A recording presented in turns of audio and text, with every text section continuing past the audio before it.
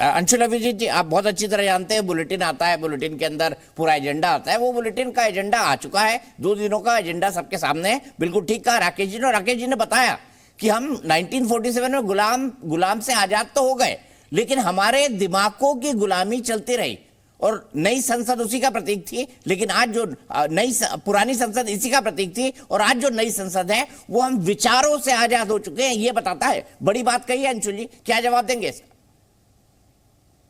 90 second का timer please सबके साथ। नहीं देखिए, एक कोई नई संसद में जा नहीं, मैं ये कह रहा हूं कि अगर कॉलोनियलिज्म से अगर हटना है तो भाई कॉलोनियलिज्म के बारे में ये लोग क्या जानते हैं मुझे नहीं पता। हम बार बार ये कहते हैं कि जो कॉलोनियलिज्म में उस समय जो अपनी देशवाद की जो लड़ाई हुई थी तो इनकी तो भागीदारी उसमें थी ही नहीं। वहां पर तो अंग्रेजों के साथ वो छुपे, उनकी परछाइयों में छुपे बैठे हुए थे।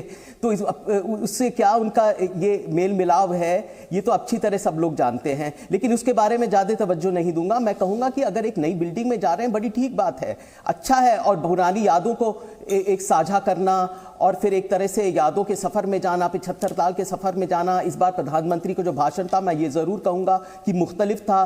पहले तो वो विपक्ष को ही अपमानित करते रहते थे, किस तरह के वो शब्द ले आते थे, उनके शब्दों का चयन आप अच्छी तरह जानते हैं, किस तरह शब्दों का इस्तेमाल करते थे। तो इस बार उन्होंने वहां पर जो महानुभाव थे, जो बड़े बड़े सियासतदान थे, जो प्रधानमंत्री थे, जो उनका जिक्र जरूर किया। लेकिन भाई एजेंडा क्या है? ये बात सही है, हम नॉस्टैल्जिया कर सकते हैं, हम यादों को साझा कर सकते हैं, हम मेमोरी लेन में जा सकते हैं, लेकिन एजेंडा क्या है? और जो जरूरतें हैं, जो जमीन से जरूरतें हैं, जो लोगों से जुड़ी हुई जो दिक्कतें हैं, जो हकीकत है, उनके बारे में, उस विषय में अगर हम बात करना चाहते हैं, अगर हम मंदी पे, बेरोजगारी पे, महंगाई पे, मणिपुर पे, महिला सुरक्षा पे, और क्यों आप ये कह रहे हैं कि महिला सुरक्षा, ये महिला आरक्षण बिल लेके आ रहे हैं, नहीं लेके आ रहे हैं, क्या होगा?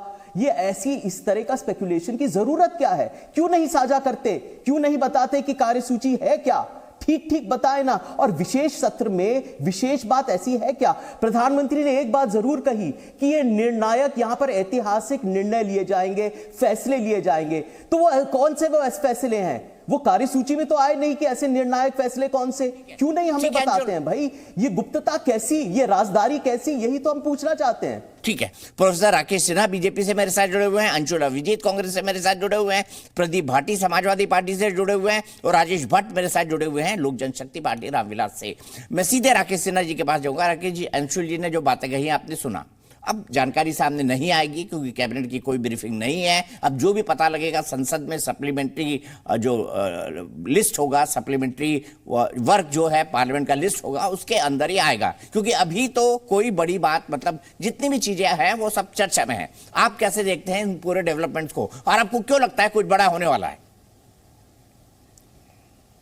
देखिए दीपक जी, संसदीय जनतंत्र को जो लोग जानते समझते हैं, आप तो लंबे समय से संसद को देखते रहे हैं, उसकी प्रोसीडिंग को कवर करते रहे हैं।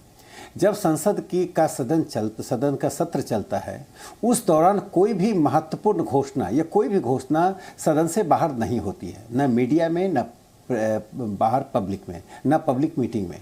उसकी घोषणा सदन में होती है, सदन का विशेषाधिकार है। यदि कैबिनेट की बैठक में क्या हुआ नहीं हुआ, ये कैबिनेट का विशेषाधिकार है। कैबिनेट की बैठक एक गोपनीय बैठक होती है, और हर सरकार जिसको जिम्मेदारी सरकार देश चलाने की होती है, वह मंत्रिमंडल को उसी अनुसार सुचारू रूप से चलाता है। यह मंत्रिमंडल वह नहीं है कि मंत्रिमंडल के फैसले को राहुल गांधी जी ने प्रधानमंत्री जी का फैसला, मंत्रिमंडल के फैसले को बाहर, आप हम सब जानते हैं। मैं आलोचना की दृष्टि से नहीं कर रहा हूँ, ये सब सीखने सिखाने की बात है, उसको फाड़ दिया था। यह संसदीय जनतंत्र की परंपरा नहीं रही है। इसलिए जो भी बैठक में जो निर्णय हुआ होगा, जो कोई भी निर्णय होगा तो सदन के सामने आएगा। और जैसा आपने भी इस बात का उल्लेख किया कि सप्लीमेंट्री बिजनेस हमेशा आता रहा है, हमेशा आता रहा है। जो भी कुछ महत्वपूर्ण होगा वो देश के लिए ही होगा। प्रधानमंत्री नरेंद्र मोदी जी ने जो एक बड़ी उपलब्धि आप देश के लिए देखिए, जो देश ने दुनिया के लिए उपलब्धि है, जो हम सब, मैं आपके सामने रखता हूँ, बस 30 सेकंड में बताकर अपनी बात समाप्त करता हूँ। G20 आज एक सामान्य व्यक्ति जानता। आप कहेंगे इससे क्या हो गया? देखिए, लीग ऑफ नेशन बना था प्रथम विश्व युद्ध के बाद, विफल हो गया चूंकि वे बड़े राष्ट्रों के नेताओं का खिलौना था।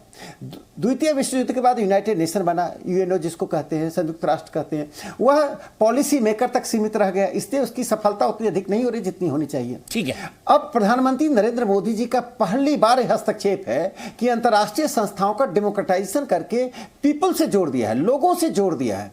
यह उपलब्धि को आज अमेरिका से लेकर सभी देश स्वीकार कर रहे हैं। यदि अंतर्राष्ट्रीय संस्था को जनता से जोड़ दिया जाए तो उसकी मजबूती बनेगी, जड़ मजबूत होगा। इसलिए मैं कहता हूं कि अपनी सरकार की उपलब्धियों पे भरोसा करना चाहिए, उसको शाबाशी देनी चाहिए। सरकार सबकी होती है, सरकार किसी पार्टी की नहीं होती है, और उनके प्रति शब्दों के प्रयोग में हमें सावधान रहना चाहिए। आलोचना करने का आपको अधिकार है, आप कीजिए, लेकिन आलोचना करते समय पदों की गरिमा, संसदीय जनतंत्र की मर्यादा को ध्यान में रखना चाहिए। ठीक है, टाइमर फिर से चलाइए प्लीज। आपने टाइमर में इस वक्त जो है वो जो अंतिम 5 मिनट का जो वो होता है ना, बीप होता है, वो नहीं डाला था, उसको प्लीज डालिए। भाटी जी, मैं आपसे जानना चाहता हूं, और मेरा बड़ा सीधा सवाल है, आप क्या उम्मीद कर रहे हैं सेशन से? क्या आप क्रिटिसाइज करेंगे कि भाई अभी तो हमको कुछ पता ही नहीं लगा? धन्यवाद दीपक जी। देखिए, ये Deepak ji breaking news, master stroke और सेंसेशन, थ्रिलर, सस्पेंस, इनका दौर है। ये सेंसलाइजेशन, चौंकाने वाली चीज़ें ठीक है, ये अपनी जगह हैं, लेकिन लोकतंत्र में चाहे वो नई इमारत में बन गई है, बहुत अच्छी बात है, उसका उद्घाटन हो चुका है। इमारत तो बेहतरीन अभी भी बनी है और उससे बेहतरीन बनेंगी, परंतु लोकतंत्र में, लोकशाही में आत्मा उसकी जो होती है, वो लोकतांत्रिक मूल होते हैं, उनके सिद्धांत होते हैं, उनकी नींव पे खड़ी होती है, वो उसकी नींव इमारत की लोकतंत्र में ये चीज़ें होती हैं। हमें इसको समझना होगा कि संसद में हमने जो पिछले कुछ समय में देखा, मैं आलोचना के रूप में नहीं कहना चाहता हूँ, लेकिन जिस तरह से संसद को म्यूट कर दिया जाता है, विरोधी विपक्षी दलों की बातों को एक्सपंज कर दिया जाता है, ये भी इस लोकतंत्र ने देखा है। रिकॉर्ड की बात हो रही थी अभी, आदरणीय सिन्हा साहब रिकॉर्ड की बात कर रहे थे। रिकॉर्ड तो एक ये भी है कि 17वीं जो लोकसभा है, इसमें सबसे कम सीटिंग हुई है। ये रिकॉर्ड भी मोदी सरकार ने बनाया, और ये रिकॉर्ड भी तोड़ा भी मोदी सरकार ने, क्योंकि 16वीं संसद में भी उससे कम सीटिंग हुई थी। तो जब हम लोकतंत्र की बात करते हैं या दुहाई देते हैं तो सुनने में बहुत अच्छा लगता है जो सिन्हा साहब कह रहे हैं, लेकिन जब वो पटल पे आता है और जब हम वो देखते हैं कि क्या हो रहा है एक्चुअली में, तो वो बिल्कुल भिन्न नज़र आता है। ठीक है। हमें छलावा और ये जो आप हितैषी बनने का अभी प्रयास कर रहे हैं, 4.5 साल में आपने जब नहीं कुछ किया, और आप ये 4-5 दिन का सेशन लेके आ जाते हैं सामने, तो जिज्ञासा होना लाजमी है। ठीक है, लेकिन आपका टाइम खत्म हो गया है, भावना है, आपका टाइम खत्म। प्लीज अपनी टाइम लिमिट में बोलिए, प्लीज अपनी टाइम लिमिट में बोलिए, आपका टाइम खत्म है। जी न्यूज़।